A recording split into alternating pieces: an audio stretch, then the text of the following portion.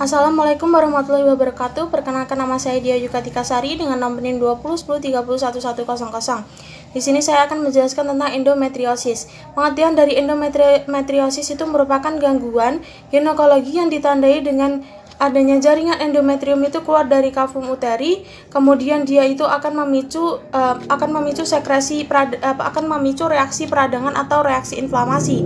Umumnya jaringan ini tuh muncul pada pelvis, ovarium, dan septum atau rektovagina. Kemudian penyebabnya itu belum dapat diketahui dengan jelas atau masih idiopatik.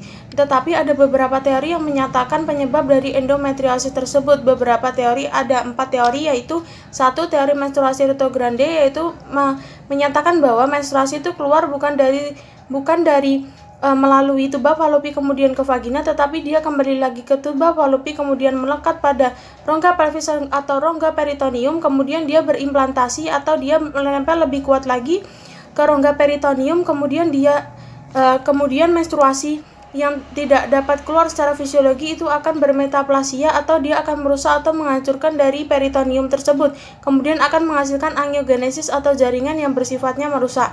Kemudian teori yang kedua itu adalah teori imunologi dan genetik, yaitu imunitas dari sel-sel peradangan yang dia tuh membersihkan atau makrofag tuh membersihkan zat-zat sisa dari menstruasi tersebut dan kemudian dikeluarkan. Kemudian jika imunitas tubuh itu tidak dapat mengeluarkan zat-zat sisa menstruasi tersebut, maka dia itu akan mengalami penumpukan jaringan endometriosis di kavum uteri tersebut.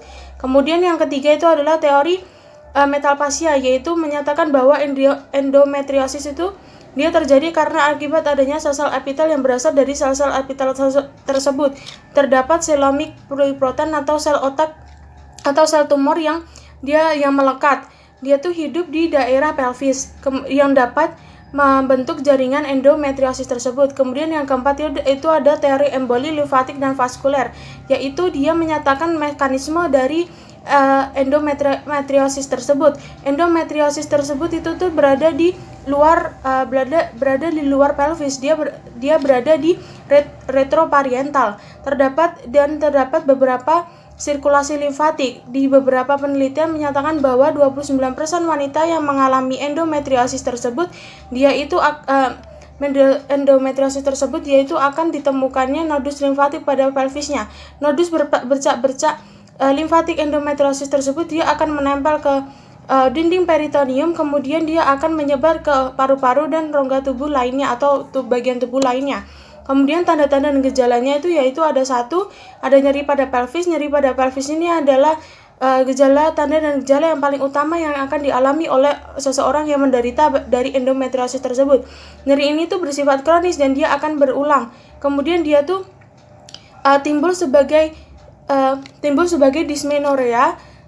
Kemudian nyeri tersebut itu akan terjadi 24 sampai 48 jam sebelum terjadinya menstruasi, atau dia akan mereda setelah terjadinya menstruasi. Kemudian ada munculnya rasa tidak nyaman selama terjadinya interval menstruasi, dan rasa nyeri ini sifatnya dia adalah konstan. Kemudian dia itu dialami di bagian pelvis dan punggung bawah. Kemudian tanda dan gejala yang kedua itu adalah dysmenorrhea.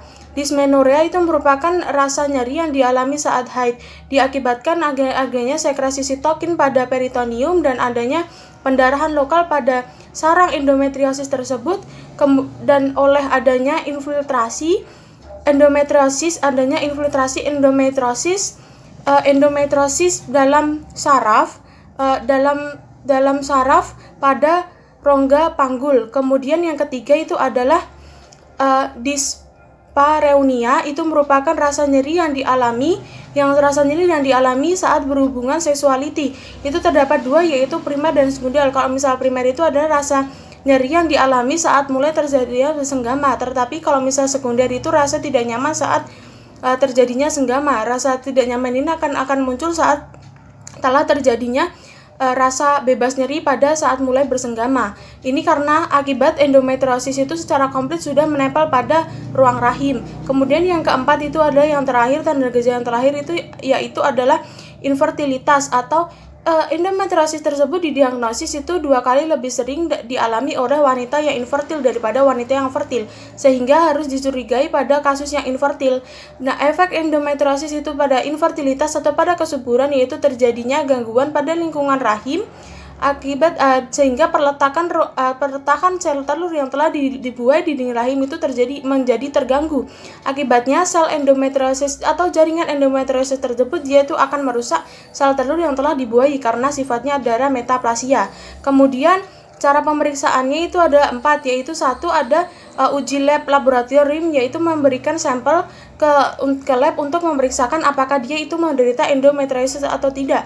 Kemudian yang kedua itu ada pembedahan laparoskopi atau dia untuk melihat bagian dalam dari tubuh manusia dia tanpa melakukan pembedahan besar. Kemudian kedua yaitu ada USG atau teknik diagnostik pencitraan dengan suara ultra untuk menggunakan pencitraan otot, kemudian bagian internal tubuh, kemudian ukuran mereka, struktur, dan luka patologinya. Kemudian yang ketiga itu menggunakan MRI atau dia penceritaan pada salah satu bagian tubuh manusia dengan daya magnet yang mengitari bagian tubuh manusia, yang mengitari seluruh tubuh manusia. Kemudian yang terakhir, cara pemeriksaan yang keempat itu adalah anatomi patologi, yaitu dengan mengecek atau mencurigai beberapa jaringan penyakit di jaringan tubuh manusia.